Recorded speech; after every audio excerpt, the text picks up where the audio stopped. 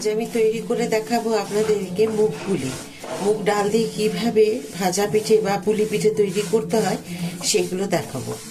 তো প্রথমে তার জন্য আমি নিয়ে নিয়েছি 250 গ্রাম মুগ ডাল। তো মুগ ডালগুলোকে এইভাবে আমি সব শুকনো খোলায় ভেজে নেব সুন্দর করে। বেশ একটা ভাজা গন্ধ যখন আসবে তখন এটাকে ছেড়ে দেবো ভাজা, ততক্ষণ ভেজে নিতে হবে।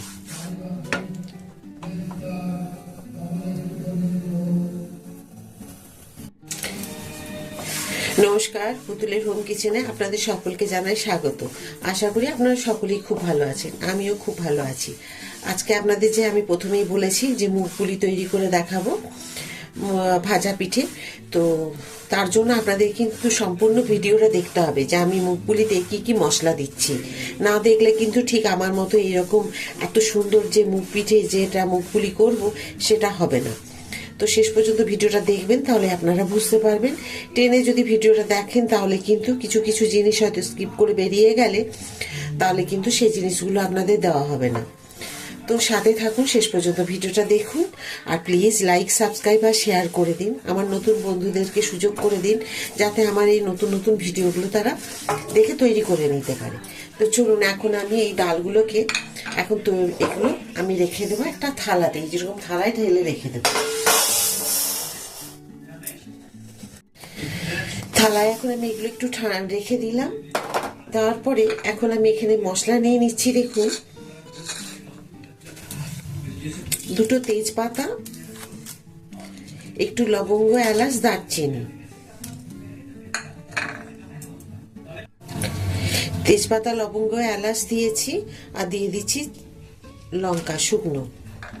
তো শুকনো লঙ্কা আপনি 4টে কি 5টা দেবেন। তো আমি এখানে 5টা দিয়েছি, কিন্তু একটা তুলে রেখে দেব না, আমি 4টে দেব।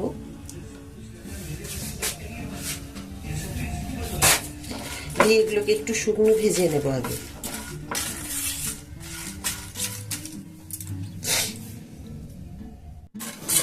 দেখুন, এগুলো একটু ভাজা হয়ে গেছে। এখন আমি দিয়ে দেব 2 চামচ জিরে। এটাকেও আমি একটুখানি ভেজে নেব হালকা। দেখুন, এগুলো খুব সুন্দর করে আমার ভাজা হয়ে গেছে। এখন এটাকে আমি ঠান্ডা হতে রেখে দেব। আর এখানে দিয়ে দেবো প্রেসার কুকারে আমি বসিয়ে দিলাম ডাল। তো যে ডালগুলো আমি ভেজেছিলাম সেই ডালগুলোকে সেদ্ধ হতে দিলাম। আর দিয়ে দেব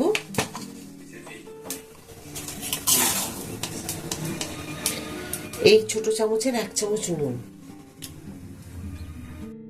প্রেসার কুকারে ঢাকা টাইট দিয়ে দিয়েছি। আমি 5টা কি 6টা সিটি দেবো, তারপর বাকিটা স্টিমে রেখে দেবো। যতক্ষণ না স্টিমটা নিজের থেকে ঠান্ডা হয়ে যায়, মানে বেরিয়ে যাচ্ছে, ততক্ষণ থাকবে। তো ততক্ষণ দেখুন, এই যে মশলাগুলো আমি ঠান্ডা করতে দিয়েছি, এগুলো মোটামুটি একটু ঠান্ডা হয়ে গেছে। এগুলো মিক্সিতে এখন আমি গুঁড়িয়ে নেব। দেখুন, এগুলো সব মিক্সিতে নিয়ে নিয়েছি, আমি গুঁড়িয়ে নিই, তারপর আবার আপনাদের দেখাচ্ছি। দেখুন, আমি মশলাগুলো গুঁড়িয়ে নিয়েছি, আপনাদের দেখাচ্ছি আমি। এই যে লঙ্কা আছে, তো আমি এই জন্য হাতে ধরলাম না। দেখুন, এইভাবে লঙ্কা এইরকম করে নেবেন। একটু যদি কম খচখচে থাকে অসুবিধে নেই, একটু যদি কম ভাঙা হয় তো মিহি হলে ভাঙা মানে পিসাই হয়ে গেলে খুব ভালো হয়। আর যদি না হয় তো একটু আধটু যদি থাকে অসুবিধে নেই। তো এইরকম করে নিলাম। আবার বাকি টাইমে দেখাবো, আগে ডালটা সেদ্ধ হয়ে যায়। দেখুন, ডাল কি সুন্দরভাবে সেদ্ধ হয়ে গেছে। আমি যে জলটা দিয়েছি সেই জল আন্দাজে এইরকম হয়েছে। আর এটাই হওয়া উচিত, কারণ বেশি জল থাকলে কিন্তু ভালো করে মাখা যাবে না। তবে আমি 250 ডালে মুগ ডাল নিয়ে দিয়েছিলাম, আপনাদের বলেছি আমি এই গ্লাসে 1.5 গ্লাস জল দিয়েছি। তো আমি যে গ্লাসে জল দিয়েছি মোটামুটি ধরে নিন 1/2 লিটার জল হবে, মানে 500 ml। সেই রকম জল দিয়ে আমি এটাকে সেদ্ধ করেছি। তবে হ্যাঁ, আমি 3টে সিটি যখন পড়েছে তারপরে আমি মিডিয়াম ফ্লেম বা লো ফ্লেমে আমি করে রেখে দিয়েছিলাম অন্তত 5 মিনিট মতো। 5 মিনিট আমি লো ফ্লেমে রাখার পরে আমি গ্যাস অফ করে দিয়েছি। দেখুন কি সুন্দর সেদ্ধ হয়েছে। এই যে খুব সুন্দরভাবে সেদ্ধ হয়ে গেছে। দেখুন, গরম অবস্থায় ডাল ঢেলে নিয়েছি এখানে। তো খুব গরমে কিন্তু মাখা যাবে না, সেই কারণে আমি থালায় ঢেলে নিয়েছি, একটু যাতে অন্তত হাতে ধরা যায়। আর এখানে দেখুন এই যে গুঁড়ো মশলা, এগুলো সব দিয়ে দিলাম এখানে। আর এখানে 1 বাটি আতপ চালের গুঁড়ো নিয়ে রেখেছি। আর এখানে দেব দেখুন আদা গ্রেট করে রেখেছি, সেটা দিয়ে দেব। এগুলো অন্তত দেবেন, না দিলে কিন্তু এত সুন্দর স্বাদ হবে না। এবারে পরিমাণ মতো দিয়ে দেব নুন। এখানে আমি দিয়ে দেব চিনির গুঁড়ো 2 চামচ।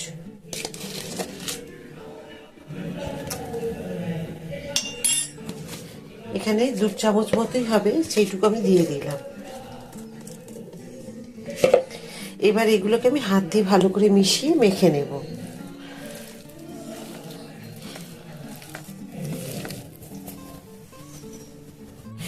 এবার আপনাকে এটাকে খুব ভালো করে মাখার পরে দিয়ে দিতে হবে একটু একটু করে চালের গুঁড়ো। তো কতটা লাগছে চালের গুঁড়ো সেটা আপনাকে দেখে নিতে হবে। আমি 1 বাটি নিয়েছি, যদি মনে হয় যে 1 বাটির কমে হয়ে গেল তাহলে দেওয়ার দরকার নেই। জল মিশিয়ে যে চালের গুঁড়োটা দিয়ে বাড়াতে হবে সেই জন্য না, যতটুকু লাগবে সেই বুঝে দেবেন। দেখুন এইভাবে মাখা হয়েছে। মাখাটাকে এখন আমি 10 থেকে 15 মিনিটের জন্য এভাবে ঢেকে রেখে দেবো। দেখুন একটা এরকম বাটি করলাম আমি একটা লেচি নিয়ে, তারপরে এখানে আমি একটু পুর করে রেখেছি, চাচির পুর, সেটাকে এখানে দিয়ে দিলাম। দিয়ে আর এইভাবে ব্যাস এইরকম করে দেব। দিয়ে এগুলোকে আমি সব তৈরি করে নেব।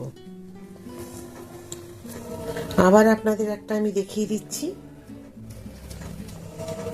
এটা আপনারা নারকেল পুর, তিল পুর, যেটা দিয়ে খুশি আপনারা করতে পারেন। আবার দিলাম এখানে, এইভাবে করলাম। এখানটা আপনারা যে কোনো ডিজাইনও করতে পারেন, মুড়িয়ে মুড়িয়ে নিয়ে এইভাবে, এই যে দেখুন এইভাবেও করে নিতে পারেন। দেখুন পুর ভরে আমি সব পিঠেগুলো তৈরি করে নিয়েছি।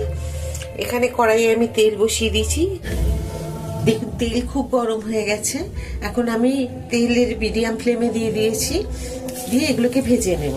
মিডিয়াম ফ্লেমে ভাজতে হবে, একদম লোতে করা যাবে না, বা হাইও করা যাবে না। হাই ফ্লেমে দিলে পুড়ে যাবে, ভেতরটা কাঁচা থাকবে। আর ডাল যদিও সেদ্ধ করে নিয়েছি সেটার জন্য না, আর এমনি মুচমুচে হবে না খুব ভালো একটা। তো সেই কারণে এটাকে একদম মিডিয়াম ফ্লেমে ভাজবেন।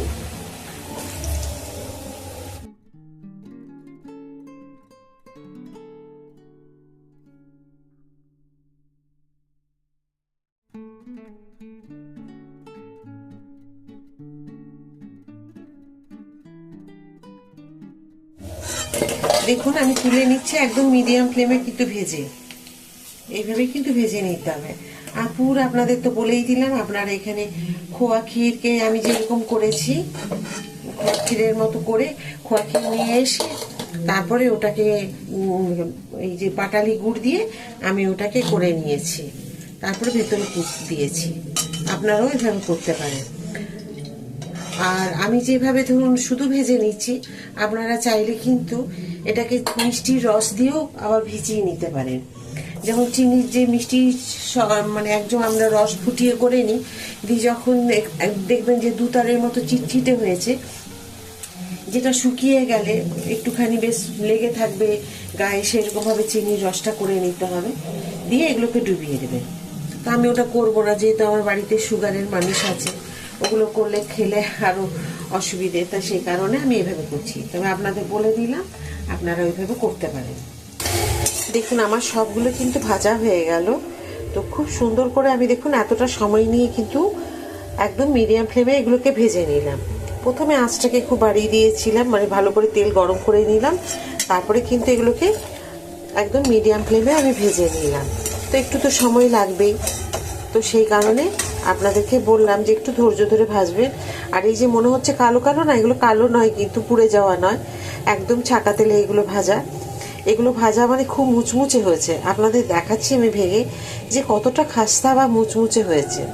তো এইভাবে যদি আপনারাও তৈরি করে নেন আপনাদেরও হবে।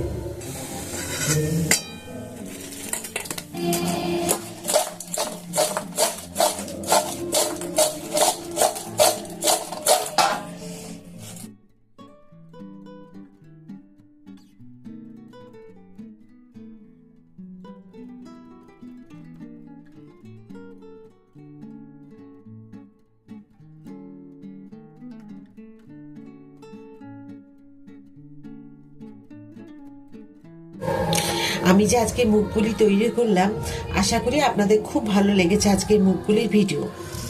এই যে আমি আজকে করেছি যেগুলো, এই মুগপুলি পিঠা যে আমি তৈরি করলাম, তো এগুলো আপনারা কিন্তু এই যা যা মশলা আমি দিয়েছি এগুলো দিয়ে একবার তৈরি করে খেয়ে দেখে আমাকে অন্তত কমেন্ট করে জানান কেমন হয়েছিল। আশা করি আপনাদের সকলের খুব ভালো লাগবে। ঝালটা আপনাদের মতো করে দেবেন। আমি 5টা লঙ্কা দিয়েছিলাম, একটা তুলে রেখেছি, 4টে দিয়েছি। তো এইভাবে শেষ পর্যন্ত ভিডিওটা দেখার জন্য আপনাদের অসংখ্য ধন্যবাদ। আর আজকের যদি পিঠের মুগপুলির যে ব্লগটি আপনারা দেখেছেন, এটি যদি আপনাদের ভালো লেগে থাকে প্লিজ লাইক, সাবস্ক্রাইব আর শেয়ার করে দিন, প্রচুরভাবে শেয়ার করে দিন, যাতে আমার নতুন নতুন বন্ধুরাদের কাছে আমার ভিডিওগুলো পৌঁছে যায়।